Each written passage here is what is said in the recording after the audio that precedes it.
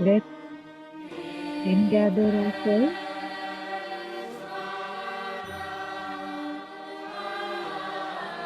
and the easiest way to do it is through our breath, which is always centered strongly in the present. So following a few breaths all the way in and all the way out.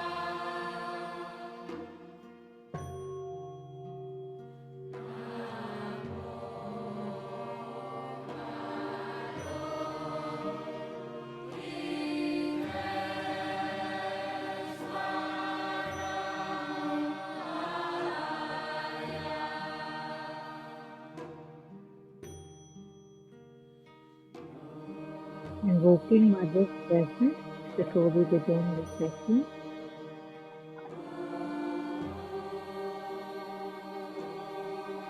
and aspiring to know a little bit more so that we can see more clearly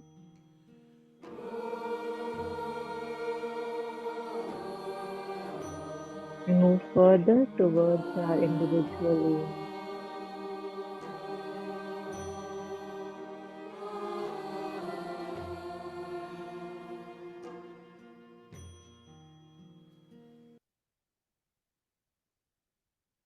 Thank you so much.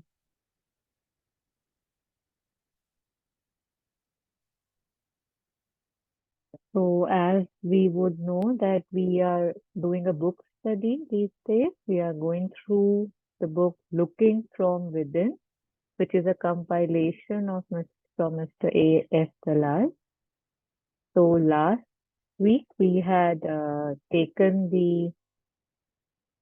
we were going through the introduction where we were told about the two different kinds of, beings in us. One was the outer being, which was divided into three parts. The physical being, which is the first part of the outer being, like not the first part, but the first that was discussed.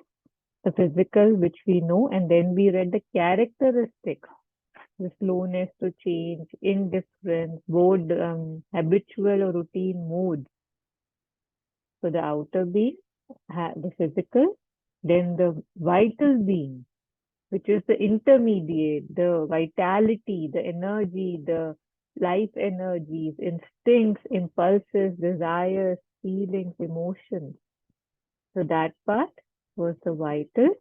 And again, in the here, it was described the qualities, which would be variety, need for perpetual variety, change, ambitiousness, attachment, repulsion, aggression, fear, and impulsiveness.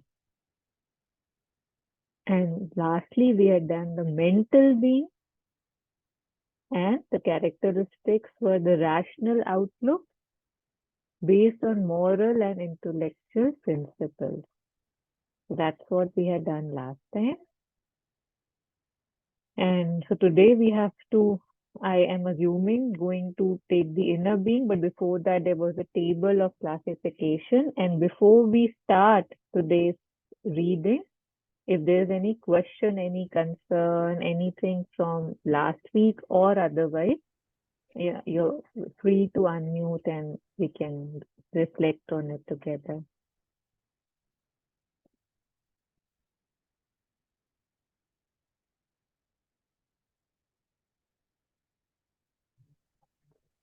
Ma'am, last week, while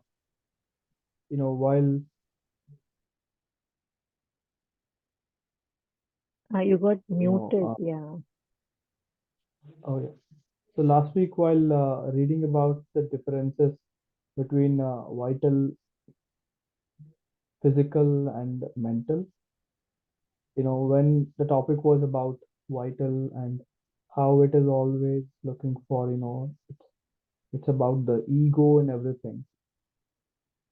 So the question is, for someone who is desiring to have the, to prioritize his mental versus more than his vital, why does it happen so that somehow someone, someone from outside triggers them, and they again fall back into the vital, and uh, they again try to be egoistic. Like, if I take my example, if I become egoistic, I've been trying to, like, I'm just giving an example that I'm being trying to bring my mental outside, but then something happens, and um, the vital kicks in.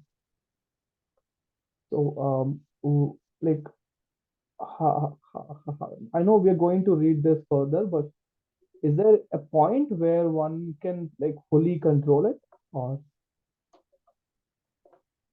Yeah, I am sure there would be a point. I haven't touched it, but yeah, but it's like if somebody has done something for, I don't know, maybe let's say thousands of years, right? And then we just expect that, okay, now that I understand something at a mental level, how do I leave it? Say, for example, somebody is addicted to cigarette smoking or anything, right? Any kind of addiction. And if mentally they understand that, okay, it's not good for me and I should leave it. Like it's a very uphill battle, right? Because it's no, I am not just mental, right? There are other powers, other forces that come and just take over. So I have to respect that, right? I have to give room for that. So if I have lived a certain way for years and years and years and years, but now just because I understand something at a mental level, I just assume that I have now understood it. I should be able to do it. But if we look at our life, it never happens, right? We say that, okay, we must practice mindfulness. Are we able to practice? In the beginning of the session, when we are talking about being centered, right? Focusing on our breath. One breath, two breath, and the thoughts start coming in, right? Like we know it's just 2 to 3, 4 breaths. Are we able to focus? The answer is no. We are not able to do it.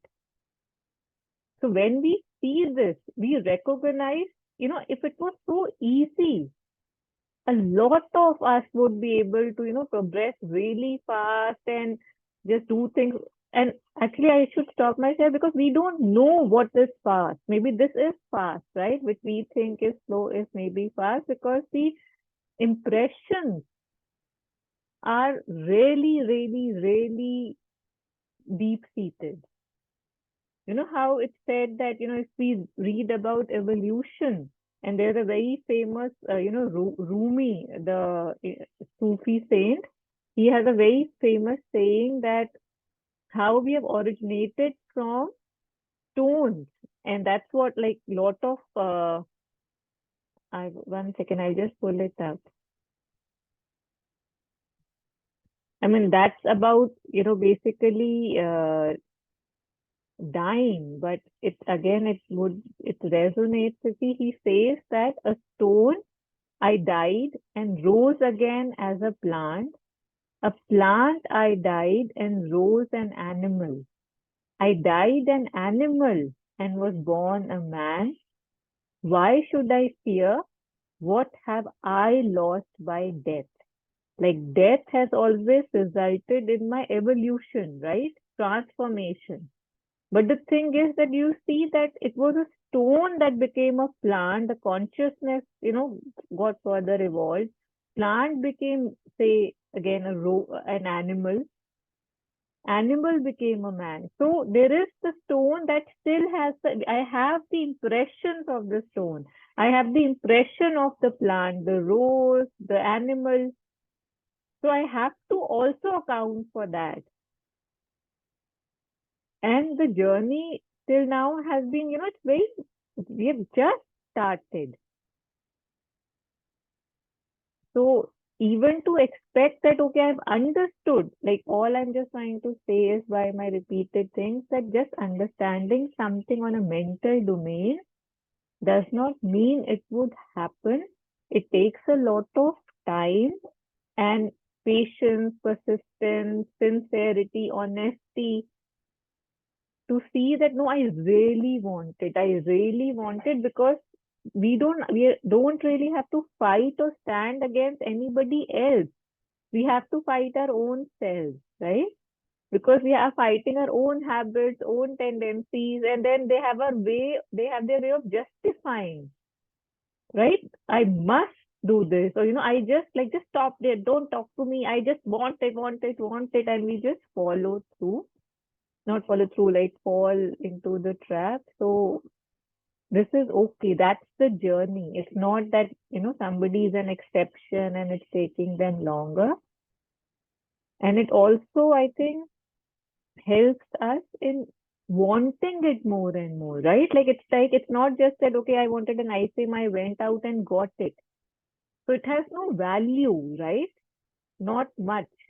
But when something takes real dedication, real faith, real effort, real courage, then we also, value it, and it obviously then changes our lives. Otherwise, so we take it for granted and we just let it go, like so many things in our life that we take for granted.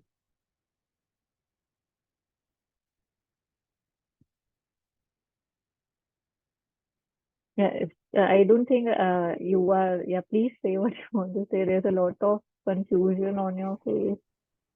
No, no, no, not nothing like that. I was just thinking about it. So, yeah, the challenge is that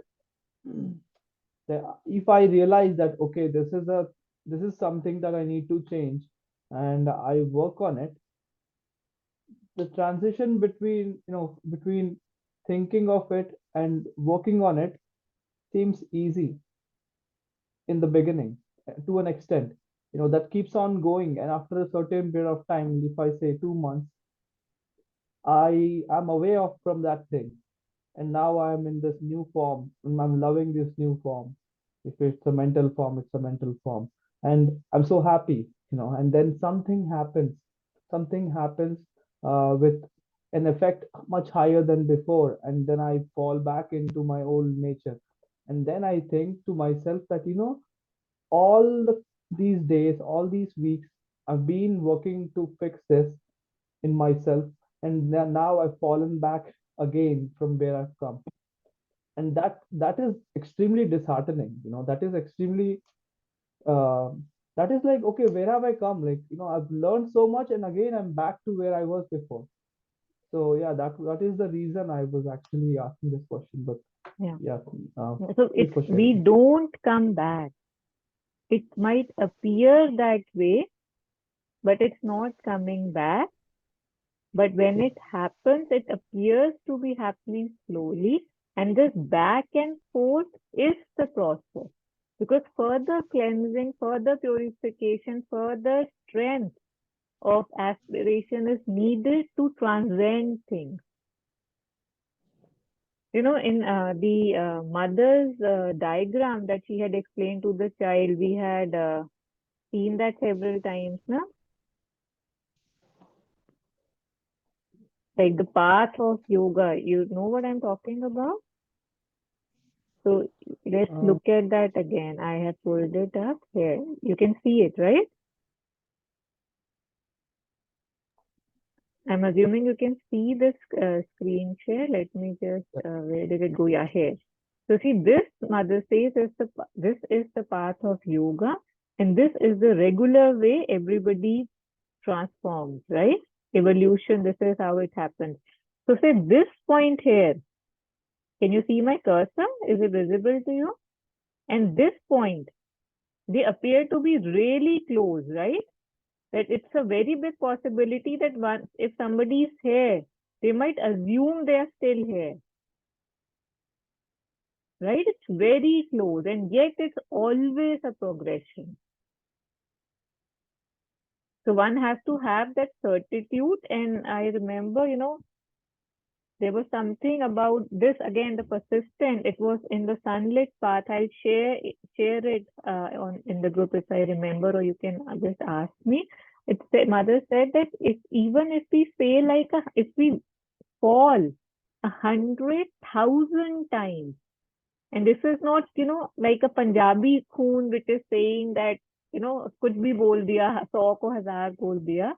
But she has said that even if we fall 100,000 times, we fall, we get up, we, brush our whatever, we just dust ourselves, we look at him, we smile, and then we try again because thy victory is certain.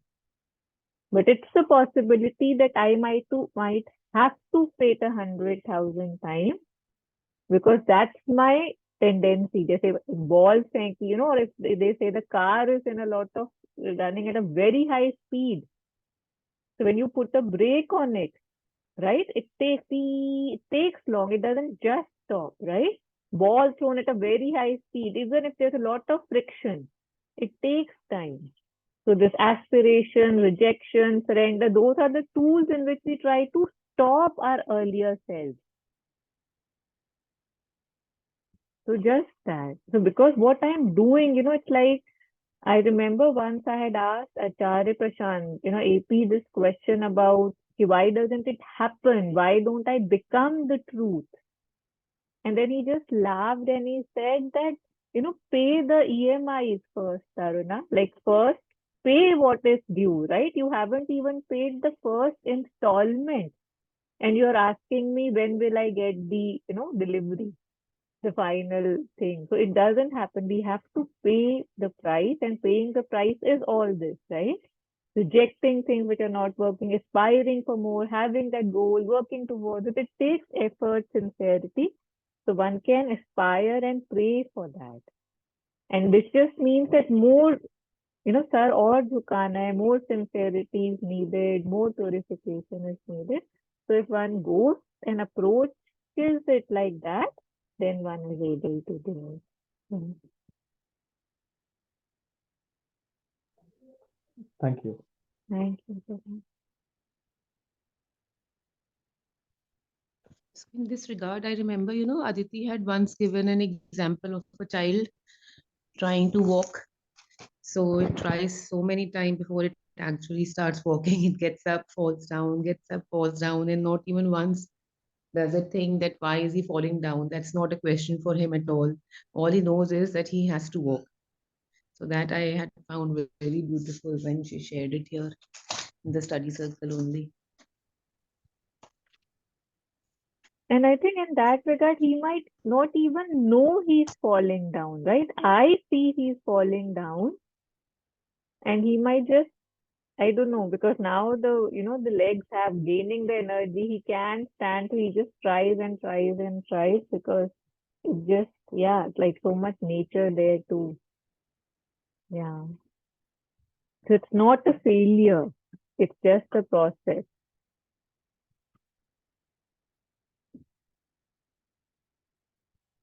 Yeah. So let's move ahead. So if anybody is willing, we'll read from the differences among the part of the outer being.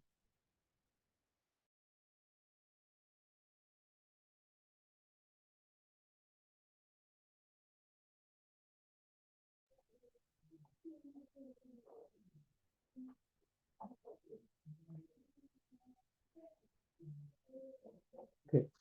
Yeah, so start from here. Yes, please. The highlighted part, the differences among the parts of the outer being. Okay. Hmm. The differences among the parts of the outer being described above are illustrated in Table 1 in relation to attitudes towards life, oneself and others, work, and difficulties. It is interesting to note that the psychiatrist Carl. I'm sorry, 1 second. It's stuck, and when I'm trying to move it, just, it's just, give me 1 minute. It's hanged. Yeah.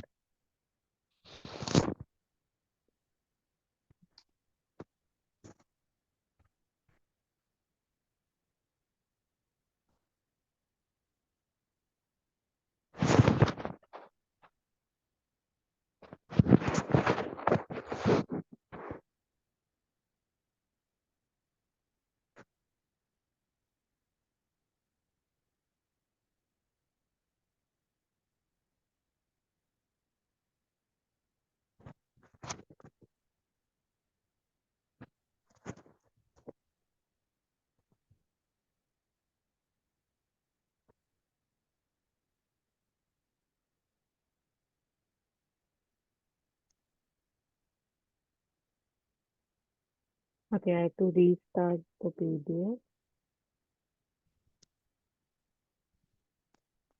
Yeah. Mhm. Mhm.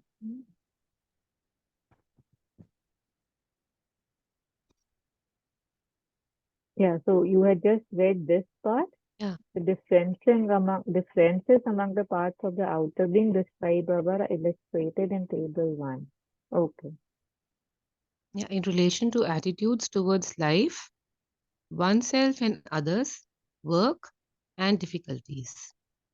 It is interesting to I'm note. sorry, should I make it bigger? Can you read it? Oh, I can read it here. Okay. It is interesting to note that the psychiatrist Carl Menninger, in describing the behavior of human beings when faced with difficulties and obstacles in life, employs concepts which are analogous to the concepts of yoga psychology intended above. There are, says Menninger, 5 stages in man's response to life crisis: panic, inertia, striving, coping, mastery. Panic, a characteristic of the vital consciousness, is often the first reaction to stress because, in most human beings, the vital is predominant part of their nature. Inertia, which is the chief characteristic of the physical consciousness, may precede the stage of panic, as in the case of individuals who, dominated by the physical consciousness, lead a life of apathy until they are goaded by a dire difficulty which throws them into a state of panic. But the stage of inertia often follows upon that of panic when an individual, paralyzed by an overwhelming difficulty, resigns himself to it or tries to escape from it. In terms of yoga psychology, such an individual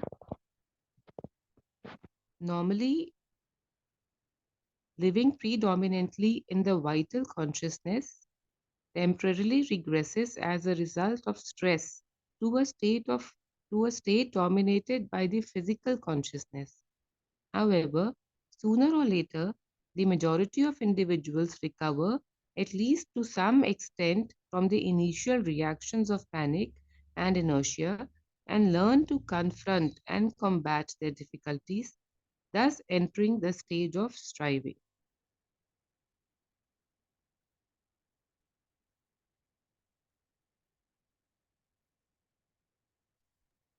Yeah, we'll stop here and let's see what was said.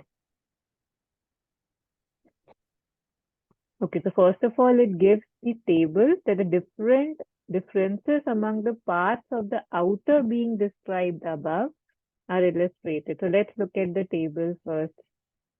So I'm hoping you can see the whole screen. So it's the Yeah. attitude. Yeah, thank you. Thank you. So it's the attitude. I'll just try to make it bigger. I don't know why the PDF is hanging today. Okay, attitude towards life. So the attitude of physical, vital, and mental, it's given here. So the physical attitude towards life is, this is the attitude of outer being, mind you. It's the aimlessness, life governed by habit and routine.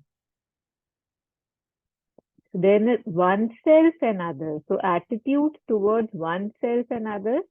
Of course, it's the physical, so it's the identification with the body. Work.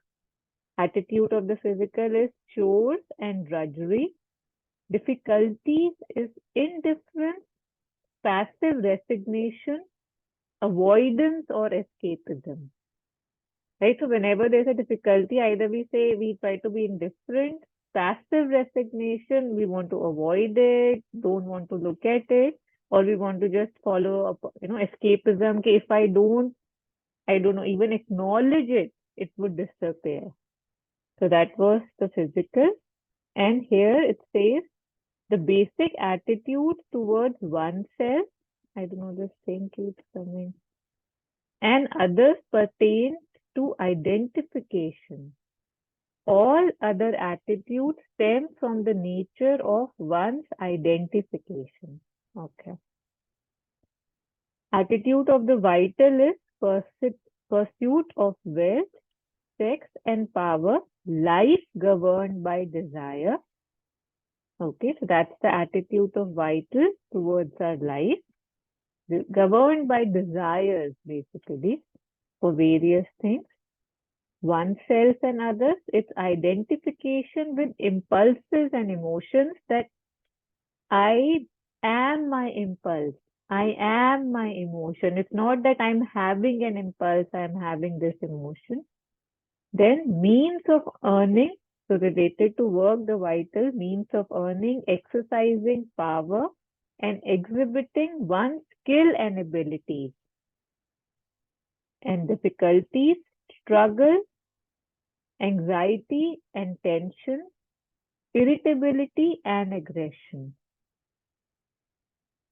And lastly, the attitudes of the mental here, which are given, are pursuit of knowledge, life governed by moral and mental principles, identification with the mind. Again, my thoughts are me. That is the identification. I'm not able to step back. Performance of duty, rendering a service, means of self-expression and self-improvement. So that why is the work there? So that it's like a duty, self-expression, and self-improvement. And difficulties, the attitude is dispassionate problem solving. Okay, so we have looked at the table. We'll refer to it again if it comes up. Any questions on the table? Sorry, I should have asked before I.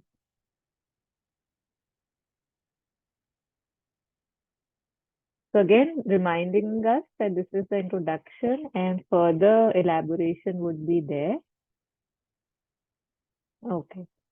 So moving on, it is interesting to note that the psychiatrist Carl Menninger, in describing the behavior of human beings when faced with difficulties and obstacles in life, employs concepts which are analogous to the concepts of yoga psychology mentioned above. So in the table that we saw, there are, says Menninger, 5 stages in man's response to life crisis.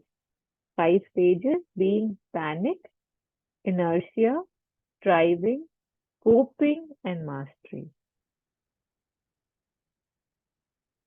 So, Jagan, see, this again is kind of answering your question too, right? The question that you were asking, that this is the stage, right? Like panic is a stage. Inertia, that one refuses to move, right? Things refuse to budge at any level, mental, vital, physical. Striving, right? That I want to overcome, like you were saying, that I struggle, right? And then coping, that I see the difference and I want to cope up, that okay, I'm seeing, this is where I am, this is where I want to be. And then comes mastery.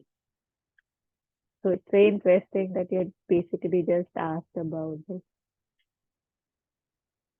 So moving on. So panic is the first thing they are describing, a characteristic of the vital consciousness.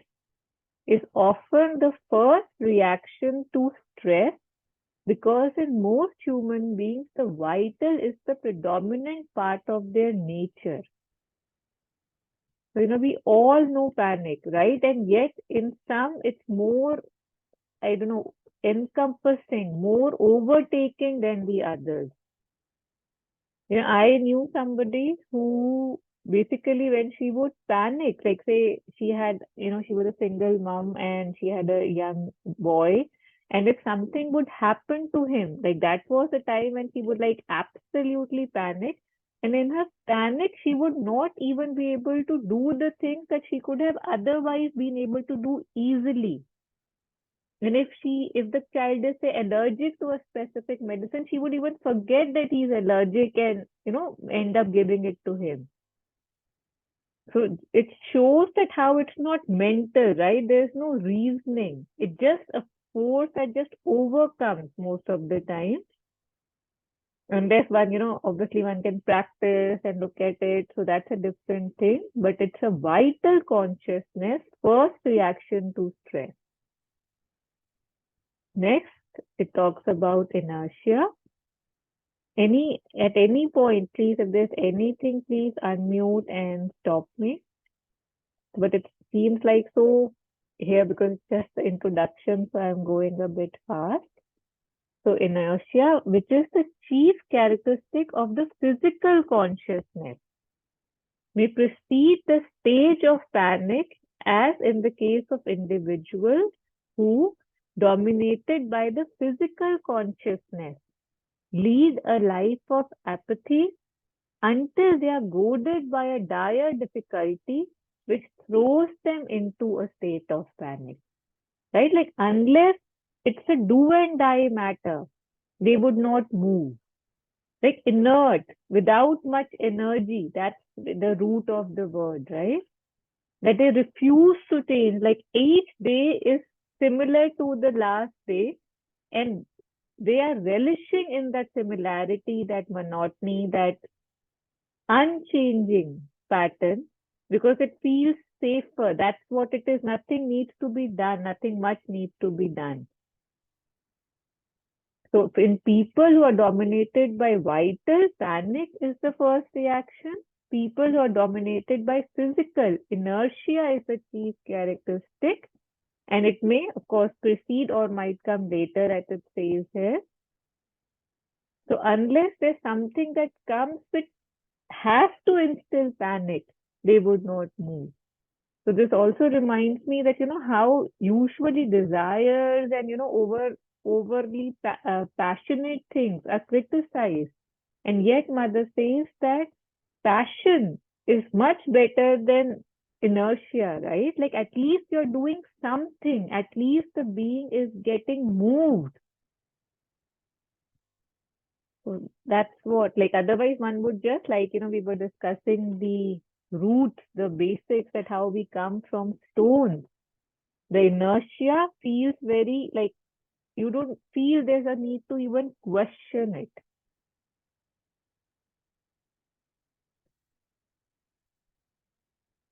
But the stage of inertia often follows upon that of panic when an individual paralyzed by an overwhelming difficulty resigns himself to it or tries to escape from it. Right? There's panic, one is able to move, the inertia one is able to override, paralyzed by an overwhelming difficulty, resigns himself to it or tries to escape from it.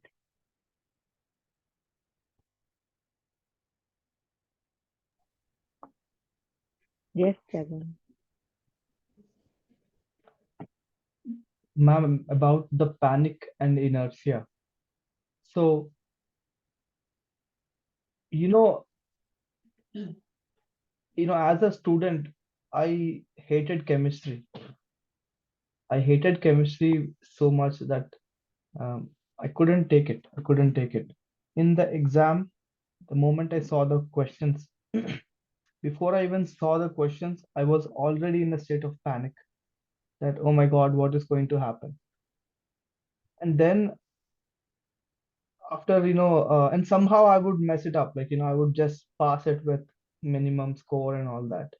But that was chemistry. I didn't start even study well because I was already scared of it. But then when it comes to life and when it comes to situations, there are certain situations that I face.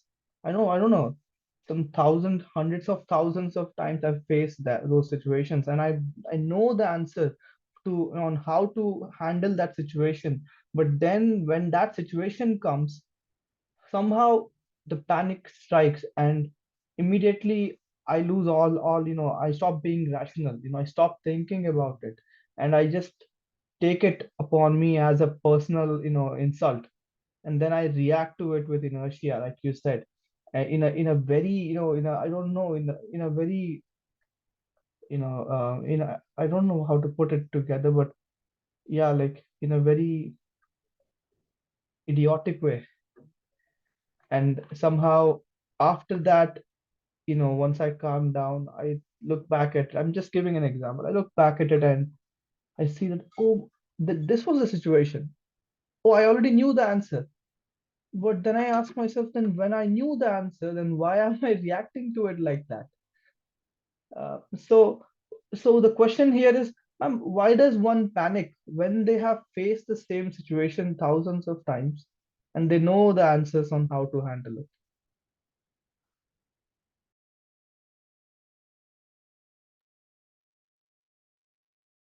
Yes, welcoming any comments or reflections, if there are any.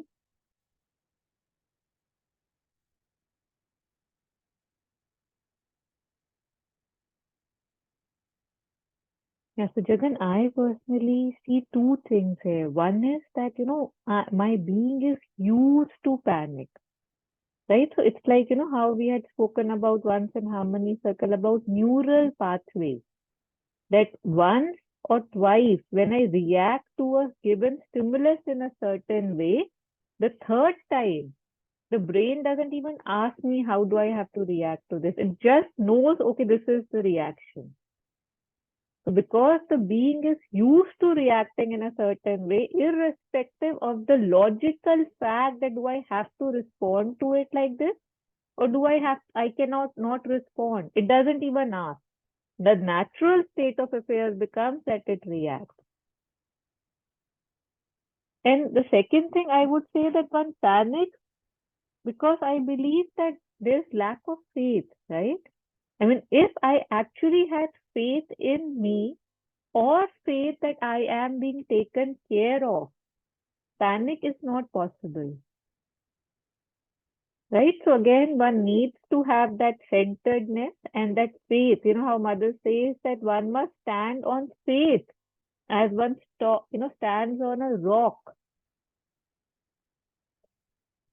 So I think that just, and these things, they are like a mirror, right? I might tell myself that, oh, me, I got it.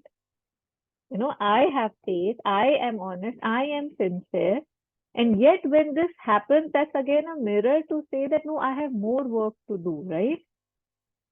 It's like जैसे कि ये सिर्फ झुका ही रहे तो better है, right? And जितने भी हमें instances मिले, जितने भी, however many times we are reminded that bow down further, bow down further, bow down further. That's a beautiful reminder because we need to keep bowed down. This morning only in the Friday study circle, in the morning time, in the sunlit part, we were reading something on surrender. And again, it had the same thing that if you have that sincerity that you have been taken care of, I guess there would not be any problems left. Just give me 1 second. Yeah, so the passage was yoga is effective through offering.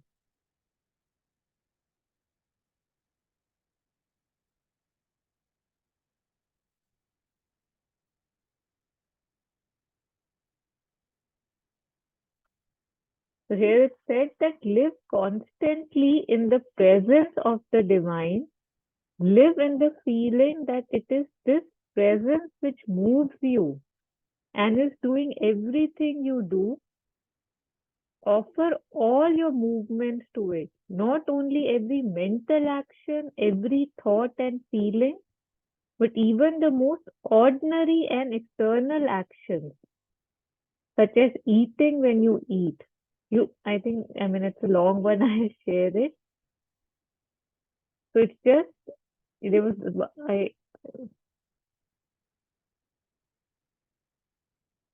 so yeah. So live constantly in the present. You must feel at every step that you belong to the divine. You must have the constant experience that in whatever you think or do, it is always the divine consciousness that is acting through you. So even if I see the panic, after I'm done panicking, I can smile that, okay, this is also something I had to see. But I take it on my ego, right? Like you were saying that I start questioning it.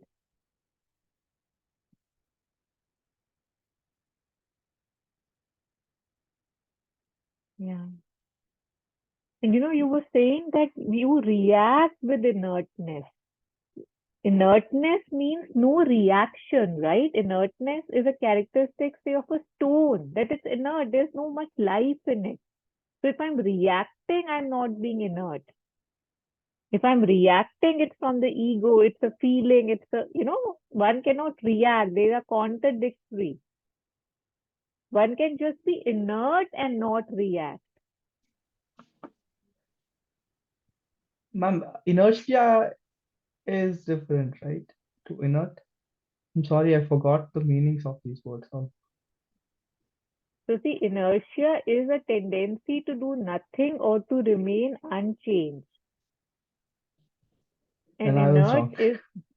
inert is lacking the ability or strength to move, lacking vigor, inactive, right? So I think one is just, it's the same meaning, just said different way, right? Like one would be the verb or one would be the, how they are differences. So it's the same thing that one is like that it doesn't move. Sometimes we are like, okay, itna kuch ho gaya, why is the person not reacting? Because he's just not able to move out of his pattern. Yeah. Yeah. Any comments, any reflections are very welcome.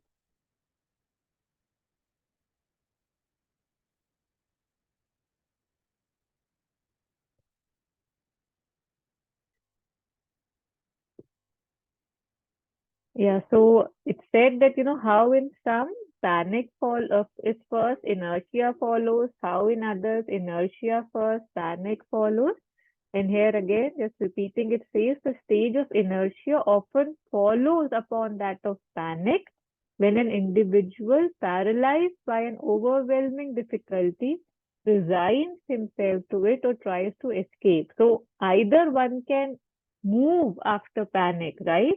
Or even after panic, being inert is again possible if one feels that this is too big, right? I can't do anything about it. This reminds me that, when we were reading about extinction and species and all, there was a bird called dodo. And now we use the word dodo as like, somebody is very dumb. We say, are you a dodo? So it was a bird who would close her eyes if there was any danger approaching. So it would believe that if I can't see it, it can't see me, right? But that's not how things work. So it I think appears kind of like that. So in terms of yoga, psychology, such an individual normally living predominantly in the vital consciousness temporarily regresses as a result of stress to a state dominated by a physical consciousness. So even if one has vital consciousness and one is able to react with panic, sometimes the things appear to be so big that they believe they can't do anything or they don't want to do anything and they regress to the physical consciousness. So that too is seen. So there's a lot of back and forth, but it appears to be simple. But if there's any question or comment, please kindly unmute and ask or share.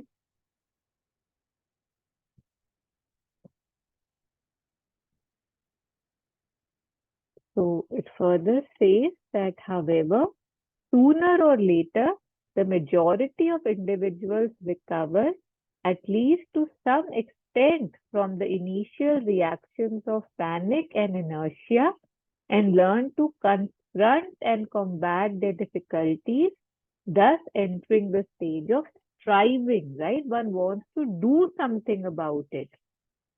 So if one is panicking, one doesn't just go there, right? One has to step up that, okay, panic, enough, what do I do now? Inertia, one has to say, okay, I've not done enough too long. Now let me see what I can do. So then the stage of striving comes.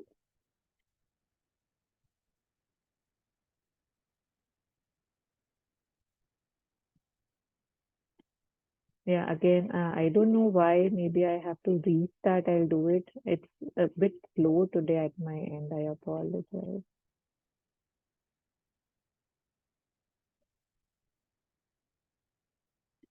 Let me restart.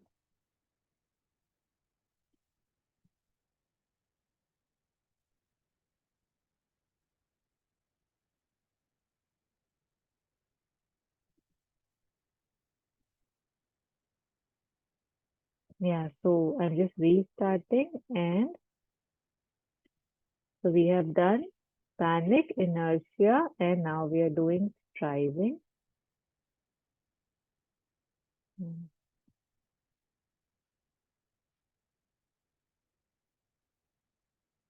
okay. So the table we had already seen. So now it's talking about striving.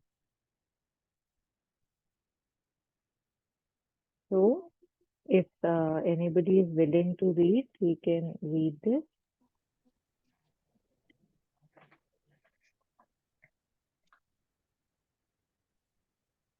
I'm trying to make Yes. it bigger, but yeah, if it's not legible, please let me know. Yeah, I'm able to zoom the screen, so it's okay Okay, for me. thank you. Okay, please go ahead. Thank you. Sure. Looking from within. Okay. In this stage, an individual still living primarily in the vital consciousness struggles against difficulties with the reactions of the vital consciousness, namely instincts and impulses. But instinctive reactions, which serve the animal marvelously well in its struggle for existence, are inadequate guides for a human being because, in the first place, instincts in man are far inferior to those in the animal, and secondly, because the problems which a human being has to tackle are far more complex than those faced by an animal, calling for an intelligence which can see beyond a limited sphere, where instincts are proverbially regarded as blind.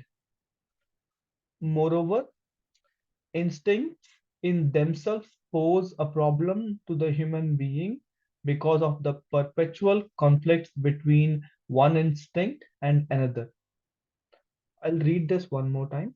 Sorry. Moreover, instincts in themselves pose a problem to the human being because of the perpetual conflicts between one instinct and the other, and between instinct and reason.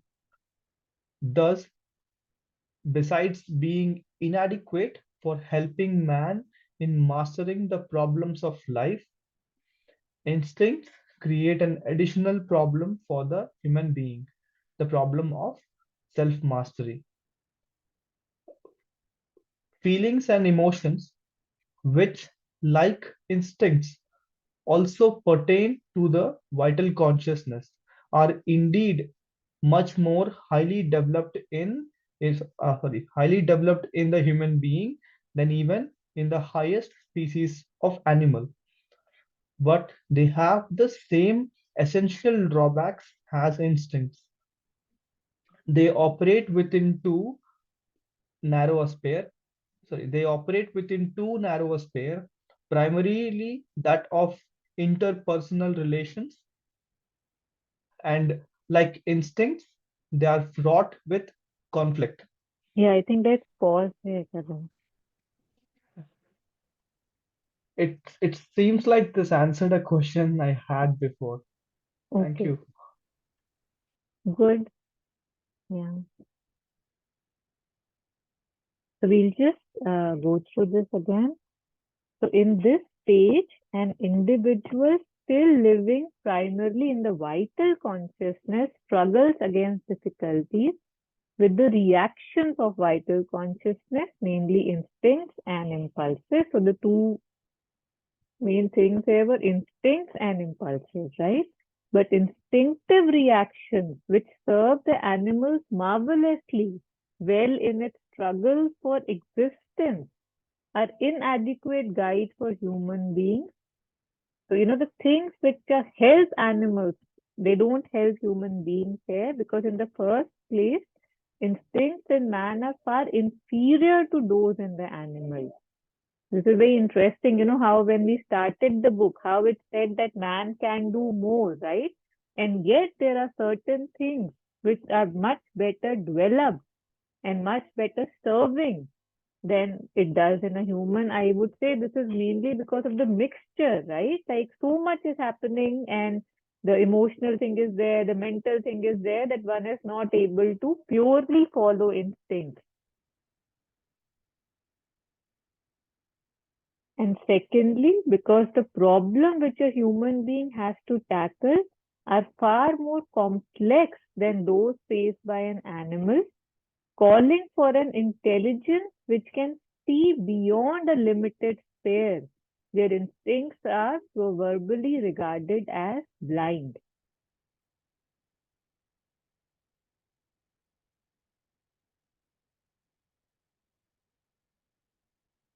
So because I have to be able to see more, I have to rise above myself many a time. So there one is like that, okay, instinct one can just shrug that let me look at things more because I don't know whether this is a true, intuition. And mother has spoken beautifully about intuition and how, the impulses and how it's mixed and how the intuition usually comes and we are not able to, we misjudge, we take instinct to be intuitions and that's now how it should be done. So we can look into this further if there's any confusion, but we'll move on for right now. So again, it says that, so the first place, the instincts in man are far inferior to those in animals. And secondly, because the problems in humans are far more complex. Moreover, instincts in themselves pose a problem to the human being because of the perpetual conflicts between one instinct and the other and between instinct and reason.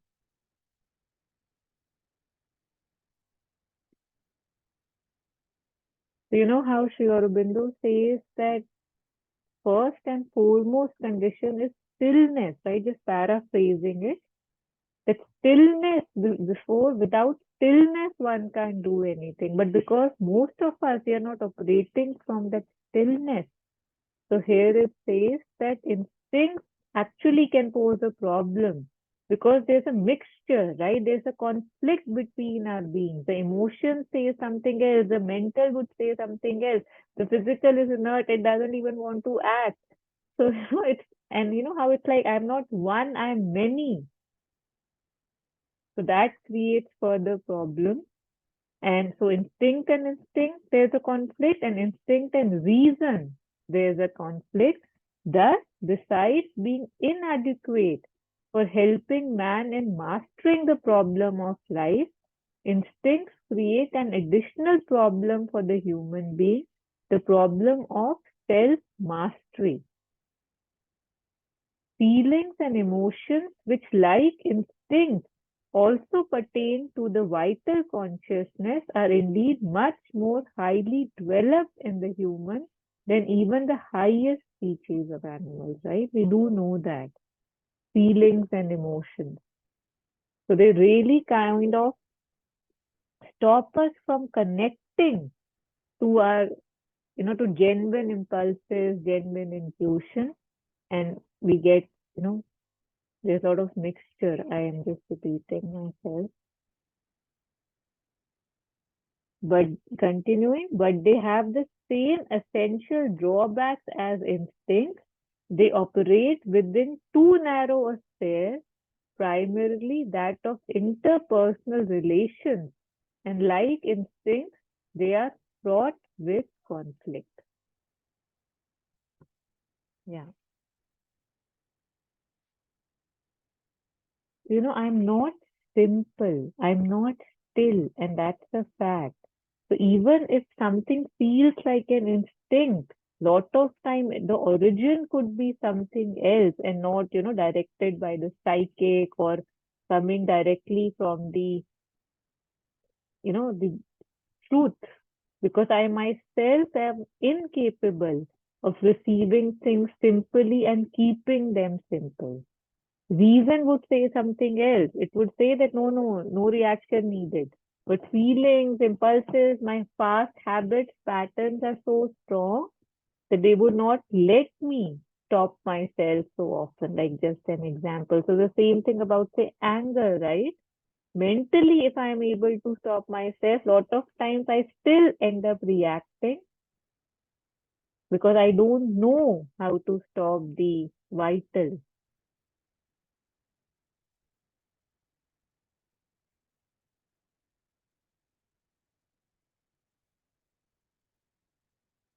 So although, it feels a bit abrupt, but I would be stopping now because I cannot go on beyond 1 hour. I have some. Okay, you want me to share this? Yeah, I'll definitely share. But Jagan, I just want to tell you that I've also shared this book, right, in the group. You can refer to it. You're talking about the passage from Sunlight Path or this one that we just read?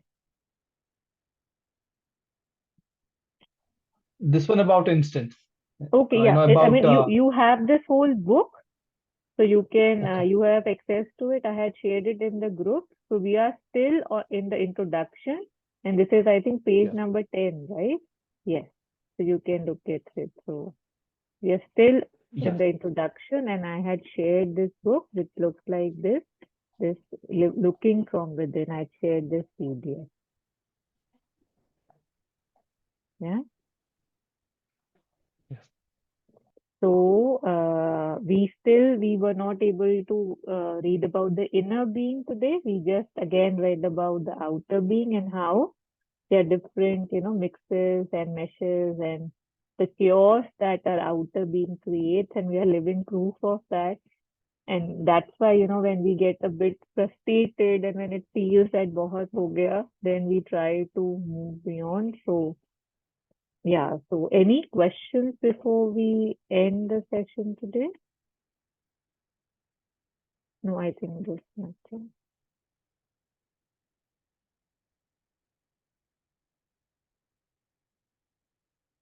I think the beauty of reading these words is like, when something happens to me, I believe it's just me, right? I am special and see, this is my reasoning, this is my emotion.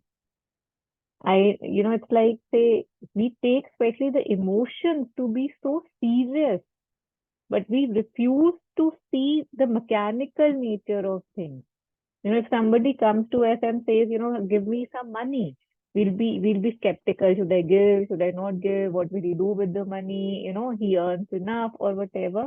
But they come to us and they're crying that, give me the money, I need it. We will not even hesitate most likely because sometime, something is there about tears and strong emotions that just pulls us and we lose our rationality or our logic. So and yet it's like if we I love to see, I've seen this so often, so I often say this that there's a good song and suddenly we feel peppy and happy. Then comes a sad song and we start feeling sad, wo subha kabhi to aayegi. And when you see yourself dancing to these tunes, you're able to identify the mechanical nature of these impulses, these feelings, these emotions, and then you are able to step back when you have seen it enough or when you have seen even once it closely that how it's so mechanical. And then one is able to step back and see that, I'm not the body, I have a body. I can step back and see. I'm not the emotion, I have emotions, and one can step back and see. The stepping back might be required again and again and again. And that's the process, that's the journey.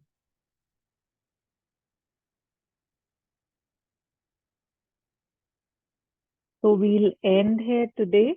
So thank you so much for joining in. And just before we end, just taking few moments to just thank Grace for the opportunity for such, such company that we are able to reflect on the words of Mother and Sri Aurobindo together, the beauty and the grace and the privilege of this blessing, one must acknowledge. So I am grateful for that.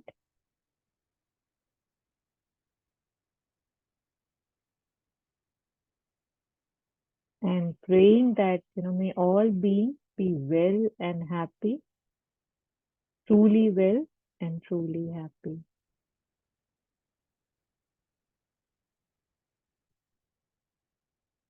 Thank you.